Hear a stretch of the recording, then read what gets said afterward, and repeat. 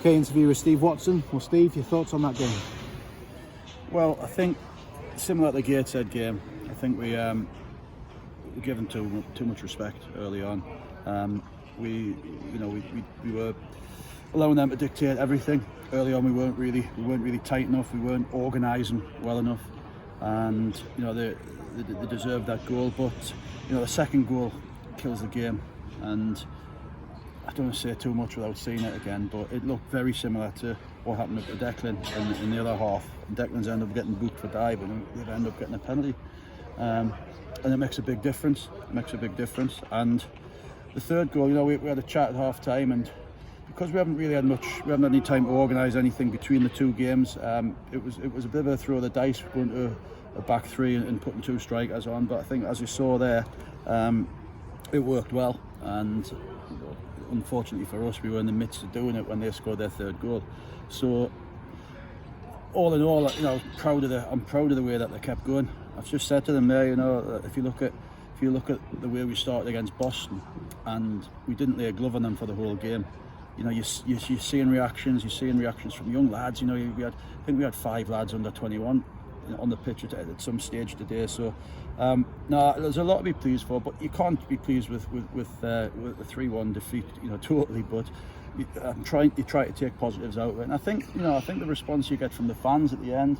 And I said that, lad, sometimes all fans ask as a starting point is to have a right go, and we did that in the second half, and with a little bit more luck, one came off the post and fell to them, one hit the keeper at the end and fell to them, and we give them a scare, and they were on the back foot for the second half, because teams like this can't afford to lose games, and just disappointing that we couldn't maybe get a second a little bit earlier, and it would have made for probably a really good last 15-20 minutes. That was the thing about the second goal, wasn't it? I mean, you can't talk about it, but I can. It looked like Darren Stevenson had put his leg in to block the ball, and then the ball actually span in another direction. So it was clear from where we were that it wasn't going to be a penalty. So I was quite surprised how quickly he actually pointed to the spot. And if we go in 1-0 down, we've got a better chance, haven't we? Yeah, I mean, you speak to him, and he says, if he's wrong, he'll give me a call first thing tomorrow. But that's no real use to me, is it? Or us, or anybody. But no, as I said, it was a big point in the game, and it was important that we started the second half well. But I just thought with who we had on the bench, being able to get Zach's legs on, Marcus has been sort of nursing a bit of an Achilles injury, probably needed a breather, and as I say, Zach came on, showed great energy, hit the post, made them runs that we need them to. Dudds is a great option when games hell for leather because he's calm on the ball.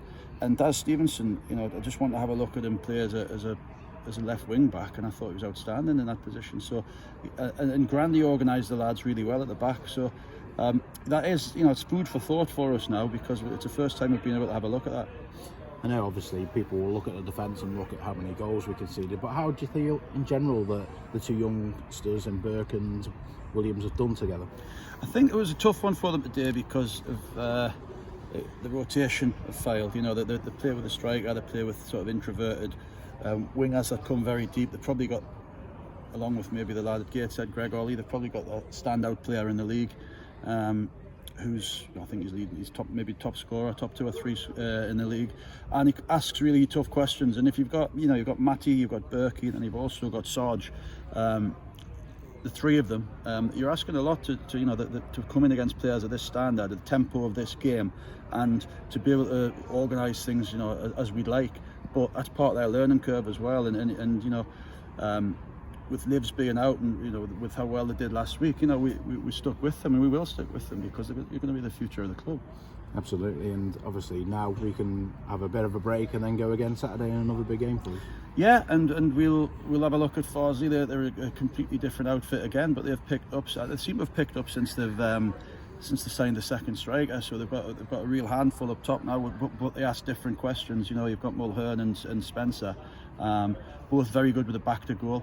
Probably not 2 that would test us so many times going the other way, but very good hold up play with people around them. So it's another big test for the 3 or 4 centre halves that are going to be involved on Saturday. But it's exciting times. The fact that we've got so many young lads, albeit a lot of them aren't ours, but we've got good seniors around them as well, and that's helped them. It's not it's not just the staff. It's mainly the players that talk to them. You know, your Robbos, your Grandy, your Livs is here today virtually, you know, as a coach with us, and Fitzy. You know, so we've got a good blend of people.